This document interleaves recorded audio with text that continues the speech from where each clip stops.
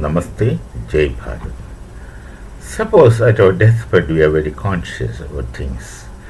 Many times in the deathbed are not very conscious, but suppose we are conscious at our deathbed. What could have been the kinds of thoughts that may cross through our minds? I personally prefer to die with no regrets, in the sense that during this life I don't make any mistakes. Suppose one thinks that I don't want to die with regrets, then the first thing that one should do is not to make mistake when you're far from death. Maybe not very far, but far from death. You don't have that threat, let me say, though it's reality. You don't have that threat that death is approaching you, that is imminent and impending. You don't have such thoughts. In such cases,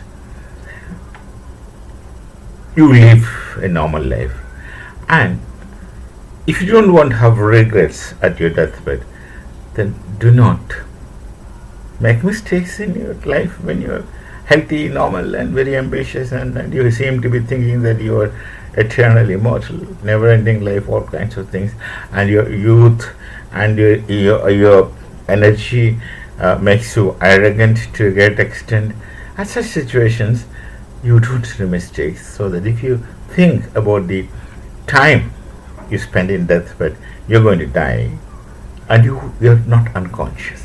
Many people are fortunate, they're unconscious, they don't know that they're dying, but then suppose you know that you're going to die and you're conscious, the kinds of thought that comes to you should not make you give you any regrets. You should be capable of giving a smile and say, yeah, I lived my life fruitfully. I lived my life fruitfully. It didn't trouble people very much.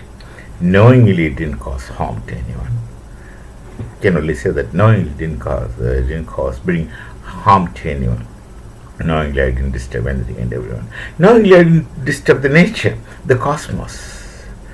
I didn't try to disturb the balance of nature. This is an ideal situation. I should suggest that everyone should ponder up and everyone should think of the deathbed.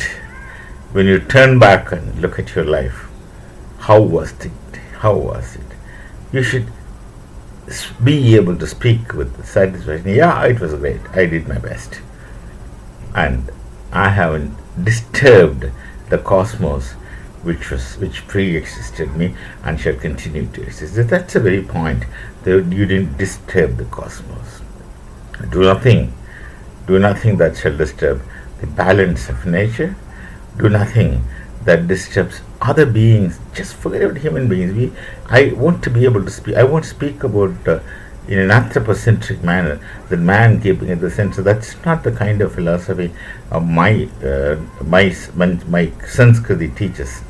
We are not a anthropocentric kind of thinking system in Bharat. We don't have such systems.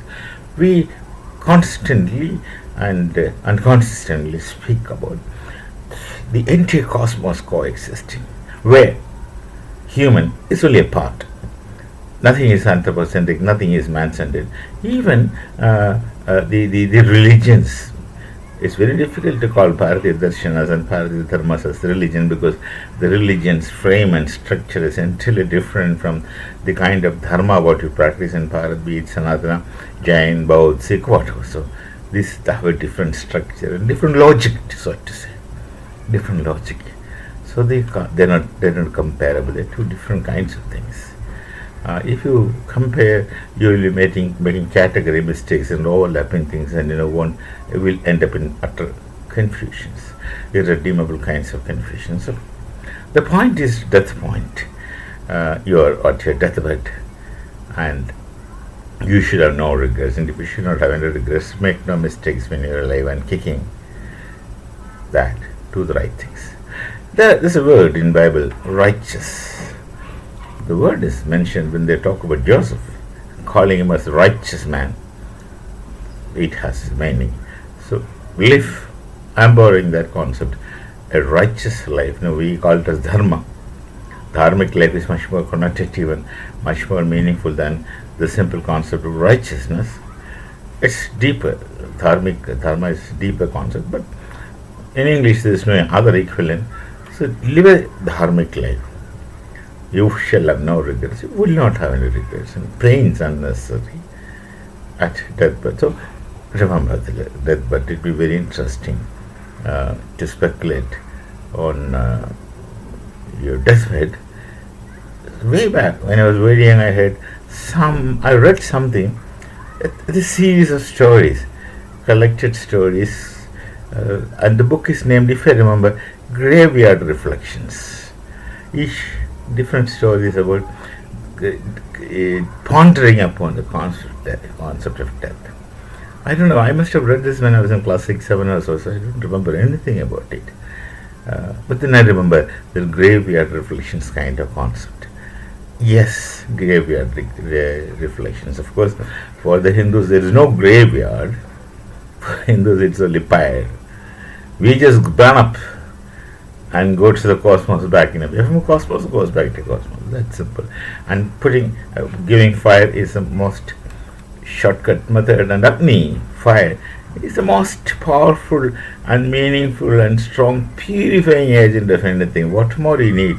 It purifies your body, soul, everything. Submit it to Agni. That's what we do.